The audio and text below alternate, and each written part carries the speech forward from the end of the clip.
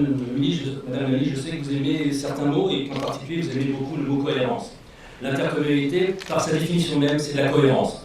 Et je crois, et les élus intercommunaux qui sont là seront au moins d'accord avec moi, on ne se lance pas de fleurs tous les jours, on ne se félicite pas tous les jours, mais je crois que notre intercommunalité est une intercommunalité exemplaire. Exemplaire pour plein de raisons, essentiellement d'ailleurs dans la marche qui l'a ramené à ce qu'il y a aujourd'hui. Notre intercommunauté qui a commencé, comme l'a dit Franck tout à l'heure, avec 3 communes, qui n'étaient pas faites forcément pour s'entendre, une commune ancienne, une commune nouvelle, et puis un Carville coincé un petit peu entre les deux. Nous avons donc lancé cette intercommunauté à 3, pas 3 personnes, 3 communes. Leslie qui est là s'en souvient, puisqu'elle, si je me souviens bien, elle était même adjointe à l'intercommunalité. Et nous avons dans chaque étape de notre intercommunauté été peut-être pas les précurseurs, mais les premiers à faire. Les premiers à faire, puisque dès la 2e année, vous savez que la crainte au début, c'était que les petites communes, comme on les appelle, rejoignent les villes, comme on les appelle aussi, parce que chez nous, vous avouerez que les petites communes et les villes ne sont pas les petites communes et les villes qu'il y a dans toute la France. Et bien les petites communes sont venues nous rejoindre en masse dès la première année. Ce qui est quand même, je crois, et si je connais bien un petit peu l'intercommunalité, quelque chose d'assez exceptionnel. Donc de nombreuses petites communes, comme on dit, sont venues nous rejoindre dès la première année. Exemplaire aussi, puisque par la suite, au moment où il y a eu la création des agglomérations, même si je regrette que nos amis d'Évreux, Michel sera d'accord avec ça, nous a pris un peu la place de première agglomération à être créée, eh bien nous étions prêts à le faire dès 2000, nous l'avons fait en 2001, avec, il faut le dire, des obligations pour certaines communes à nous rejoindre, alors qu'elles n'avaient pas forcément envie. Il y a de la pédagogie, ça n'a pas été facile. Il y a eu des petites manifestations, mais je crois que maintenant, je pense qu'il y en a peu parmi nous qui pourront dire le contraire, on a une génération qui a soudé les gens les plus réticents à cette intercommunalité. Et enfin, dernière chose, la fusion. Cette fusion qui a eu lieu au mois de janvier dernier, au 31 décembre, cette fusion qui est exemplaire, et je le dis, comme Franck l'a dit, grâce au service de l'État, à monsieur le préfet, j'ajouterai s'il le veut bien, madame la sous-préfète qui s'est quand même donné beaucoup aussi pour cette action, avec beaucoup de pédagogie, beaucoup de réunions, nous avons réussi à faire cette fusion qui n'était pas prévue dans le plan départemental et que nous avons appelé de tous nos voeux et qui maintenant, je crois, franchement, est une réussite puisque je n'ai pas vu d'élus à son plein. Voilà donc pour notre agglomération. Elle a choisi le maximum de compétences, elle les effectue le mieux possible. Franck l'a dit, les 2 arguments les plus importants pour notre intercommunauté, c'est le développement économique et l'habitat. L'habitat avec tout ce qui va avec, peut-être que c'est un petit peu secondaire, mais tout ce qui est déchets ménagers, eau, assainissement, c'est des choses qui nous sont importantes et pour lesquelles nous donnons beaucoup. Maintenant, pour parler un petit peu, si vous voulez bien, de ce qui nous attend, Madame la Ministre, alors je ne sais pas comment vous voulez l'appeler, la scène 4 ou l'acte 3 ou ce que vous voulez, c'est pas grave.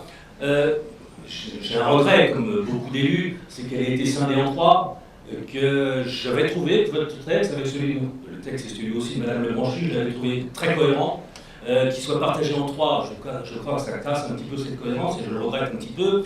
La première partie, qui je pense va passer justement devant nos députés, j'espère qu'ils la rétabliront un petit peu de ce qui a été enlevé. La première partie parlait déjà des 3 grandes métropoles que sont Paris, Lyon et Marseille. Pour nous, c'est vrai qu'on est quand même un peu moins intéressés. Le petit regret, moi qui suis un ancien parisien, c'est qu'il y ait 3 métropoles, 3 statuts différents. Je trouvais que ça commençait mal pour la cohésion. Enfin bon, si ça peut satisfaire tout le monde, c'est bien. Quand même, on a une métropole à nos portes. Frédéric Sanchez nous a quittés tout à l'heure, mais on a une métropole à nos portes. Nous avons fait avec eux un pôle métropolitain. Je n'ai qu'à m'en louer. Pour l'instant, évidemment, nous n'avons pas de grands projets établis. Nous avons de grands projets à venir et j'espère que nous allons travailler en toute confiance avec eux. Dans la deuxième partie de ce volet numéro 1, il y a de la gouvernance. Il y a de la gouvernance comme il y en a dans le volet 2 et comme il y en a aussi dans le volet 3. C'est pour ça que la cohérence n'est pas extraordinaire. Je crois que, et je sais que le deuxième mot que vous aimez bien, c'est l'efficacité. Je crois que là, l'efficacité aurait voulu qu'il n'y ait qu'un texte, mais on fera avec. C'est la décentralisation au point de vue compétences. Les compétences pour moi et pour beaucoup de gens avec qui je travaille à l'Assemblée des comités de France, c'est une compétence au plus près de l'habitant dans la mesure du possible. Toute compétence devrait commencer au ras de l'habitant. Au ras, c'est peut-être pas le mot, mais au plus près de l'habitant. Et vous l'avez signalé tout à l'heure, quand on dit à proximité de l'habitant, ce n'est pas une proximité physique, c'est une propriété réelle de contact et de langage. Voilà, donc au plus près de l'habitant, donc pour les communes, pour le bloc communal, et ensuite, ensuite on est assez grand, et les élus qui sont ici le savent bien, quand on ne sait pas faire, quand on ne peut pas faire, il faut le donner à quelqu'un d'autre. Et il y a bien sûr les départements et les régions qui sont tout à fait capables de prendre des responsabilités, comme nous prenons les nôtres. Je ne voudrais pas être trop long. Vous avez parlé tout à l'heure de la maîtrise des dépenses.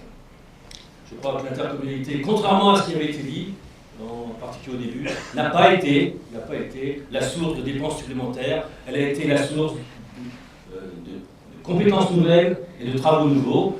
L'agglomération en est quand même le plus près de la réalité, puisque peu de communes faisaient de l'environnement, peu de communes faisaient de l'entretien rivière, peu de communes avaient des transports.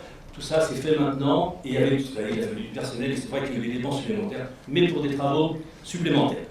Et enfin, je vous en ai parlé tout à l'heure, je suis dans une association d'élus qui croit beaucoup, alors je vais parler aussi avec Jean-Louis Descamps, mais qui croit beaucoup à ce haut conseil régional, alors je ne sais pas comment il va s'appeler, c'est-à-dire une réunion d'élus, pas trop nombreuses, parce qu'être trop nombreux, c'est pas réussir à travailler, c'est des élus qui pourraient avoir une vue d'ensemble sur le territoire, la région paraissant être là le meilleur endroit pour en parler, et vous pourrez ensemble parler des grands projets. Les grands projets qui pourraient être de l'urbanisme, avec toutes ces tendances, l'urbanisme qui continue le développement économique, l'habitat, mais aussi les zones naturelles, les zones agricoles, et puis également tous les problèmes qui peuvent intéresser chacun des acteurs. Je ne parle pas du petit problème de chaque jour, mais tous les grands problèmes régionaux. Ça serait bien que nous les décidions ensemble. Vous nous disiez tout à l'heure, Monsieur le Président, que c'est vrai qu'on en parlait au contrat d'agglo, et je vous ai dit, c'est vrai que le contrat d'agglo, c'est souvent des propositions, des agglomérations, que vous acceptez souvent de bon cœur, et je vous en remercie, j'en ai d'autres à vous demander pour que j'y suis. Mais ça serait bien que nous les établissions ensemble. Voilà ce que j'avais dit en quelques mots. Madame le ministre, je sais tout à fait le profond attachement que vous avez à ce texte de loi. On a rencontré souvent Madame Lebranchu et j'ai toujours apprécié l'émotion qu'elle avait quand elle parlait d'intercommunalité. C'est son ancienneté, je crois, à la communauté d'agglo de Morlaix, où je l'ai connue aussi, qui veut ça. Je pense, Madame le ministre, que votre texte, comme l'a dit Franck tout à l'heure, nous l'attendons avec impatience. Je ne voudrais pas paraphraser quelqu'un de plus connu que moi. Nous avons les outils, nous nous sommes donné les outils, nous n'attendons plus que vous pour nous en servir. Je vous remercie.